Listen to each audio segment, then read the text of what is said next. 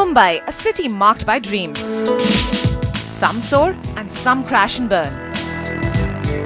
But this city has nurtured many budding entrepreneurs, and Team Unicorn decided to explore 4 such daring personalities. Some decided to take over the food delivery space. It's really nice, Chef. Others tried to put order in chaos. A few want to create a voice assistant like no other. And one wants to make crowdfunding a trend in India. And Unicorn will unveil the city's ambitious startups.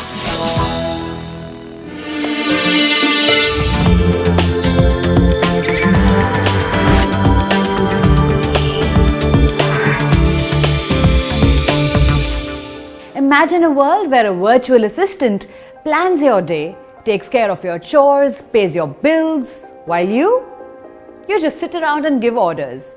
Well, it almost sounds like our very own genie in a lamp. Well, one startup aims to be just that.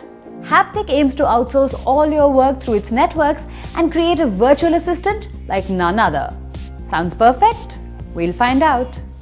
We like to think of Haptik as a tech company at heart, but we also like to think about it as augmented human intelligence. Just like how you see top executives having assistants is because they know that their time is so focused on doing some things that are very high priority, and then the other things which are easier or things that can be done without exact very expertise in one particular domain can be given to someone else. Born out of a belief that mobile messaging would become the #1 communication platform in the next 10 years is the invention Haptik. After engaging with companies like WhatsApp, Text3 and TextPlus, our first founder nurtured his dream and got cracking on the tech. Meet Akrit Vesh. And sharing his belief in mobile messaging being the next big thing in the world of startups is co-founder Swapan Rajdev. Together, the young duo believes that finding information on smartphones is not going to be done through a search bar anymore, but in an interactive, augmented reality environment. While the duo has big plans for their chat service startup, which centers around helpful chat assistants, we all know that the world of startups is now a battlefield, a survival of the fittest. So we ask, can a virtual assistant capture the Indian market and make an impact? Siri and Cortana already exist. How will Haptik be any different?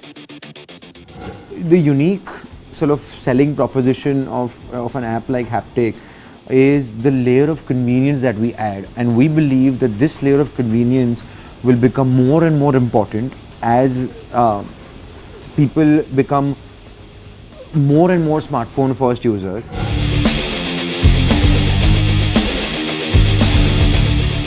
Yes, it's evident that this startup relies on India's smartphone first population. So what does Haptik do? Well, the startup claims to be an army of real people solving real problems in real time. So if you download the app, available across Android and iOS, you can outsource your headache to a Haptik assistant, and the young team guarantees that the task will be completed in a matter of minutes. But we're not easily impressed. Can personal virtual assistants work in a foolproof manner and guarantee personal convenience?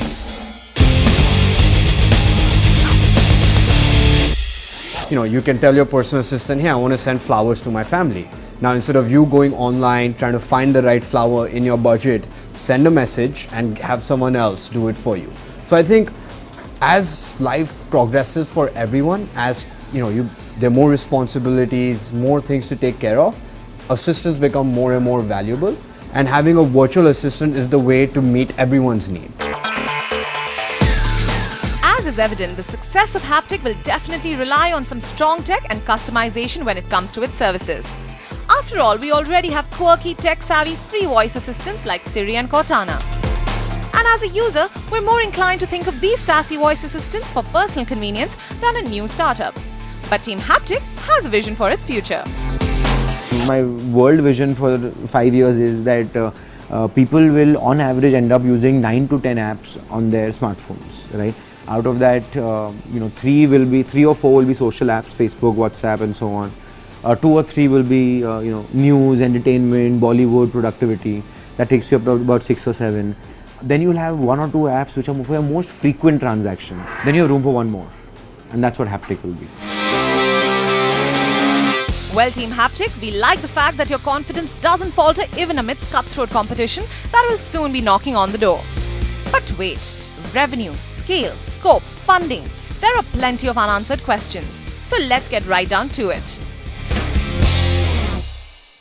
So how is it that a virtual assistant can really capture the Indian market and make an impact? The idea is for us, can things get done via just simple message, right? So basically, what we are trying to create over here is that, you know what, don't worry about browsing through different apps, don't worry about searching through a browser, don't worry about going to different places. You come to Haptik, you send a message saying, hey, I want this to get done, and then we will get it done for you. So what is your revenue model? How is Haptik making money? Because while Siri and Cortana exist, you can't really expect people to pay for such an app.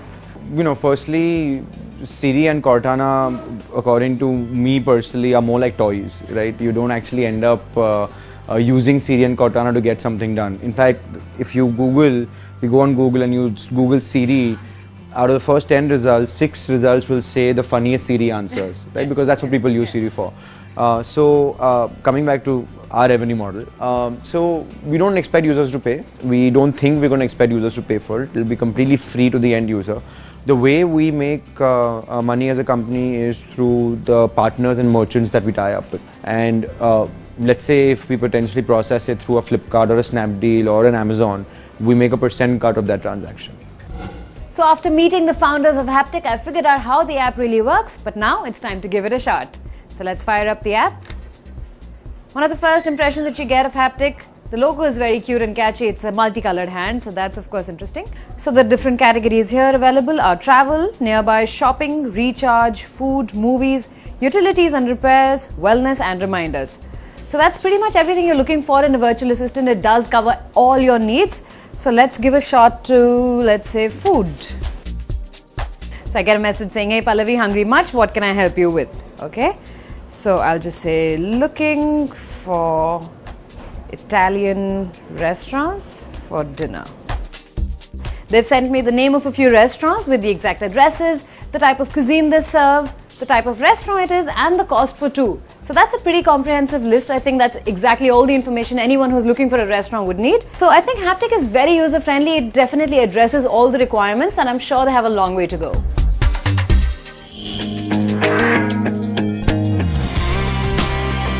Raja Lahiri, the corporate finance partner at Grant Thornton India, leads the company's Western region markets. With a work experience of over 20 years, Raja actively associates himself with the startup community as an investor and mentor. Our second mentor is Sanjay Mehta, angel investor and director of the Core Media Group. Sanjay has funded more than 47 startups till date.